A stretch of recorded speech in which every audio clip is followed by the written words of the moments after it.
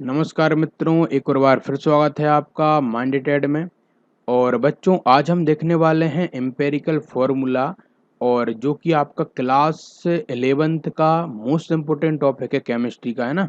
तो बच्चों, empirical formula और जो मॉलिक्यूलर फार्मूला है उसको इस वीडियो में पूरे जानेंगे। और बाकी के जो छोटे मोटे टॉपिक हैं आपके केमिस्ट्री के, जो भी आगे हम पढ़ेंगे, जो भी आपका है उसको भी जानेंगे। तो बच्चों, सबसे पहले आपका पहला तो काम करिए कि वीडियो को लाइक करिए, उसके बाद लेक्चर को देखना शुरू करिए, है ना। तो इसको बच्चों देखिए कि एम्पिरिकल फार्मूला क्या है या फिर मॉलिक्यूलर फार्मूला क्या है, उससे पहले मैं आपको बता दूं कि हमने पहले क्या क्या पढ़ चुके हैं। जैसा कि हमने अभी पहले लेक्चर जो था उसमें पढ़ा था कि जो परसेंटेज कंपोजिशन होती है वो क्या होती है। तो अभी तक हम क्या कर रहे थे बच्चों, जो भी हम यूज़ कर रहे थे फॉर्मूला का यूज़ करके, हम किसी भी जो कंपाउंड के जो भी एलिमेंट है उनकी परसेंटेज निकाल रहे थे, है ना, उसके मास की, कि कौन कितना क्या यूज़ हुआ है, कितना परसेंटेज है। तो अब बच्चों, आपकी कहानी हो जाएगी उल्टी। कैसे उल्टी हो जाएगी? कि अब जो परसेंटेज आपको गिवन रहेंगी बच्चों, उससे आप यूज़ करके निकालोगे उसका एम्पिरिकल फार्मूला और मॉलिक्यूलर फार्मूला। अब बच्चों, पहले तो आप ये समझिए कि एम्पिरिकल फार्मूला का क्या मीन है और मॉलिक्यूलर फार्मूला का क्या मीन है। तो सबसे पहले मैं आपको बता देता हूँ मॉलिक्यूलर फार्मूला, जिससे कि आपको एम्पिरिकल फार्मूला बिल्कुल चुटकियों में समझ आएगा बच्चों। क्या रहता है कि मॉलिक्यूलर फार्मूला आप जैसा जानते हो कि मैं बोलूँ मीथेन आपकी गैस है, उसका मॉलिक्यूलर फार्मूला बताइए मुझे, तो आप सीधा बता दोगे कि CH4 आपका उसका मॉलिक्यूलर फार्मूला है। तो बच्चों, उसी प्रकार से क्या होता है कि जो मॉलिक्यूलर फार्मूला रहता है उसको शॉर्ट में लिखने का जो तरीका है बच्चों, उसी को हम बोलते हैं उसका एम्पिरिकल फार्मूला। जैसे आपका हमने बोले कि ईथेन आपकी गैस है जिसका फार्मूला है C2H6। अब ईथेन का जो आपका फार्मूला, जो मॉलिक्यूलर फार्मूला है वो C2H6 है। यदि आप इसको शॉर्ट में लिख पाओ तो वो उसका होगा आपका कितना, CH3। ऐसा आप उसको लिखोगे तो उसी का वो से हम बोलते हैं एम्पिरिकल फार्मूला। और एम्पिरिकल फार्मूला जो आपको एनसीईआरटी के जो आधार पे दिया गया है बच्चों, तो वो मैं आपको पढ़ाने वाला हूँ क्या है ना। और उसके अलावा क्या मेथड होती है एम्पिरिकल फार्मूला निकालने की, जो भी मास कंपोजिशन आपको दिए रखेंगे उनसे। और एक इसका एग्जांपल भी ले लेंगे जिससे कि आपको बिल्कुल दिमाग में ये आ जाएगा, है ना। चलिए शुरुआत करते हैं इस लेक्चर की। तो क्या लिखा है बच्चों यहाँ पे कि an empirical formula represents the simplest whole number ratio of various atom present in a compound, है ना।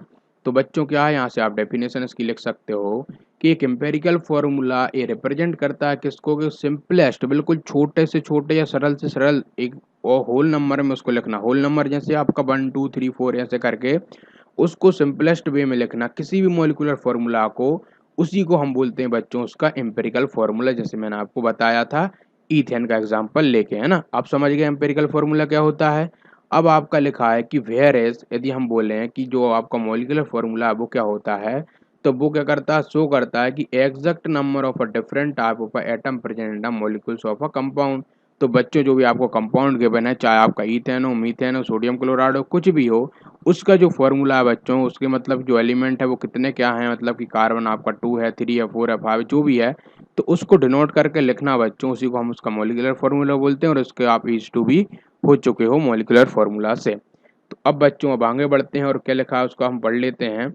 तो इफ दी, है ना, क्या लिखा है कि if the mass percent of a various element present in a compound is known, it empirical formula can be determine. तो बच्चों, जो भी आपको मास परसेंटेज दी गई होती है ना, अभी जैसे हमने निकाली, तो उससे क्या कर सकते हैं, हम उसका एम्पेरिकल फार्मूला निकाल सकते हैं। और वो कैसे बच्चों, उसकी मेथड नीचे दी गई है आपके एग्जाम्पल में, वो आप देखिएगा।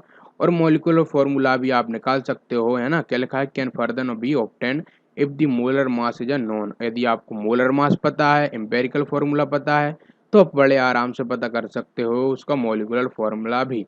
तो ये आपका लिखा गया है इसमें कि the following example illustrate the sequence. तो बच्चों, कैसे क्या आपके निकलते हैं उसको जानिएगा आप इस एग्जांपल से। और इस एग्जांपल को करने के बाद बच्चों, आपको बिल्कुल लेस मात्र भी संदेह नहीं रहेगा कि एम्पेरिकल फार्मूला कैसे क्या निकाला जाता है।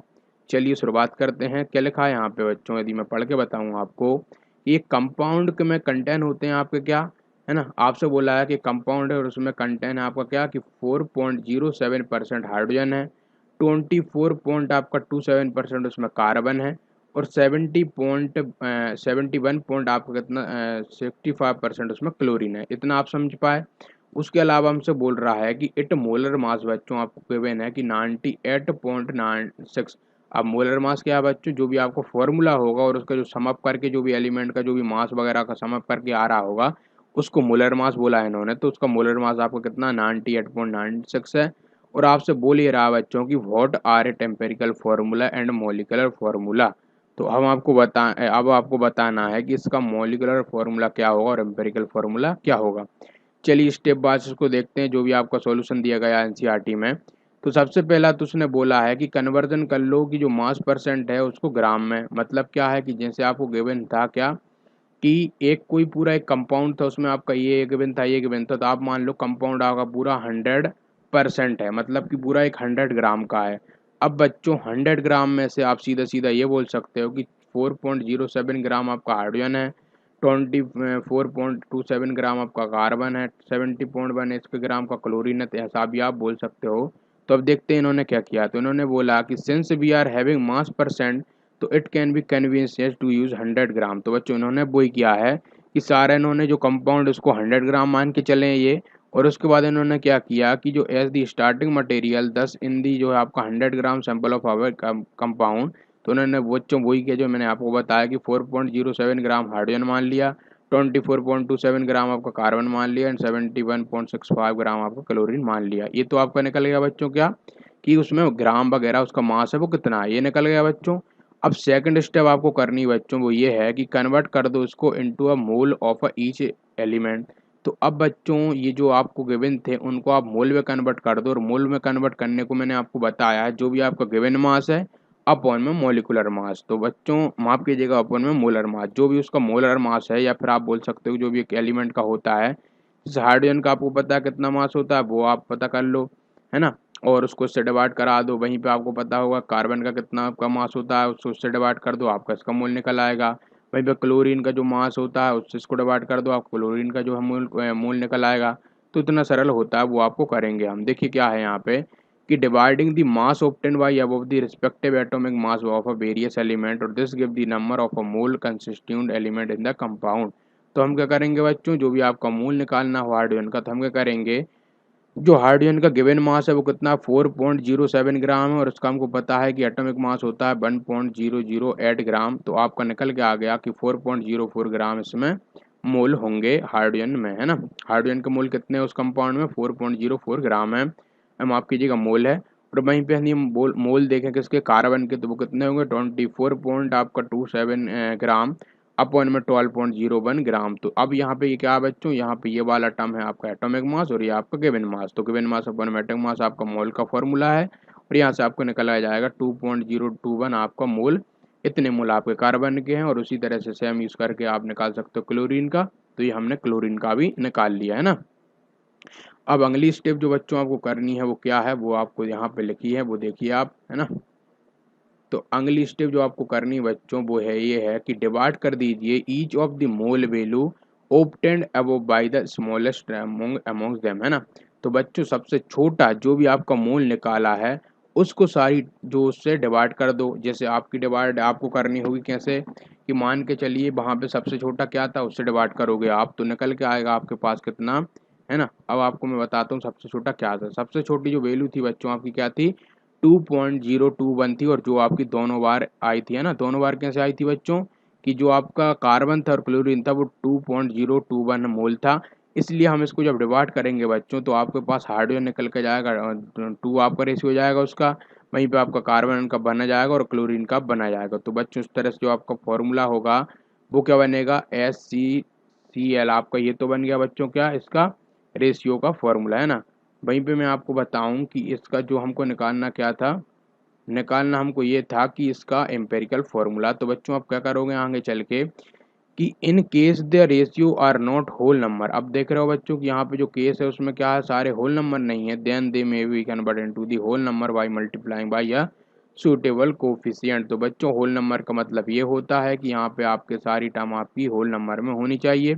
आप जैसा देख पा रहे हो कि 2 1 1 आपके कोई भी होल नंबर में नहीं है एक सिंपलेस्ट में। तो चौथे स्टेप में हम क्या करेंगे, write than the empirical formula by mentioning the come number after writing the symbol of respecting element. तो बच्चों उसको क्या करेंगे हम CH2Cl करके लिख देंगे। क्यों लिख दिया बच्चों हमने ऐसा, क्योंकि आप जान रहे हो कि हाइड्रोजन आपको उसमें निकाला हमने कितना आया 2 आया, है ना, रेशियो के हिसाब से।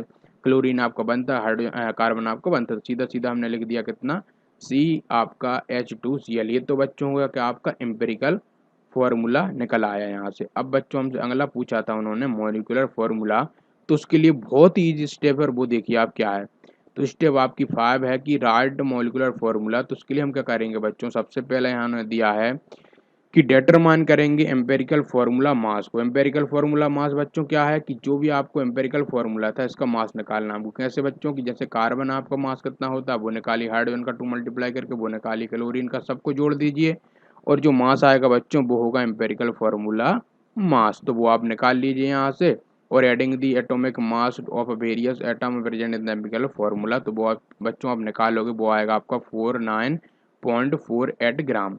यहाँ से आपने निकाल लिया क्या, आपका एम्पेरिकल फार्मूला मास। ये आपका एम्पेरिकल फार्मूला मास निकलने के बाद आप क्या करोगे, डिवाइड कर दोगे मोलर मास को by the empirical formula mass. तो बच्चों यहाँ से जो आप करोगे मोलर मास को अपॉन में एम्पिरिकल फार्मूला मास, तो आपको निकल के क्या आएगा कि मोलर मास आपको गिवन था 98.96 ग्राम अपॉन एम्पिरिकल फार्मूला 49.48 ग्राम। तो आपको यहाँ से वैल्यू निकलेगा 2। तो बच्चों ये 2 है, उसको आपको मल्टीप्लाई करना है एम्पेरिकल फार्मूला से, और जब इसको आप एम्पेरिकल फार्मूला से मल्टीप्लाई करोगे बच्चों, और जो आपको निकल के आएगा वो मॉलिक्यूलर फार्मूला निकल के आएगा। और वो यहाँ पे लिखा गया है कि multiply empirical formula by the N obtain above to get the molecular formula। आपको क्या मिलेगा, आपको empirical formula equal to CH2Cl और NH इक्वल टू आपका 2, हेंस दी मॉलिक्यूलर फार्मूला आपका C2H4Cl2। तो ये आपको निकल के आ जाएगा। अब बच्चों यहाँ पे आपको मैंने बताया होगा, यहाँ पे आपको दिख रहा होगा एक चार्ट, जिसमें मैंने पूरा आपको बताया है कि किस तरीके से जो मैंने स्टेप बताई हैं उनको किस तरीके से आप समराइज करके पूरी चार्ट में आप बना सकते हो, है ना। किस किस तरीके से आपको क्या क्या चीज़ें करनी है वो उनको मैंने आपको चार्ट में बता दिया है। उस चार्ट को देखिए, उसका स्क्रीनशॉट ले लीजिए, और इसी तरीके से आपको empirical formula molecular formula convert करना आएगा, है ना। तो बच्चों यहाँ पे थोड़ी सी आपको जो है क्या होती है डाउट यहाँ पे होता है कि एन वगैरह का मल्टीप्लाई क्यों किस लिए हो रहा है, तो वो आपको बता दूं बच्चों की एन का मल्टीप्लाई इसलिए हो रहा है बच्चों की एम्पेरिकल फार्मूला क्या है, एक सिंपलेस्ट फॉर्म है, लेकिन मॉलिक्यूलर फार्मूला क्या बताता है हमको, पूरा एक फॉर्म।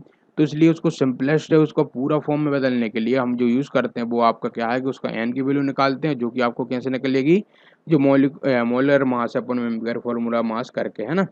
तो बच्चों ये तो हुई आपकी बात किसकी, मॉलिक्यूलर फार्मूला से एम्पेरिकल फार्मूला कैसे क्या कन्वर्ट करते हैं इसकी।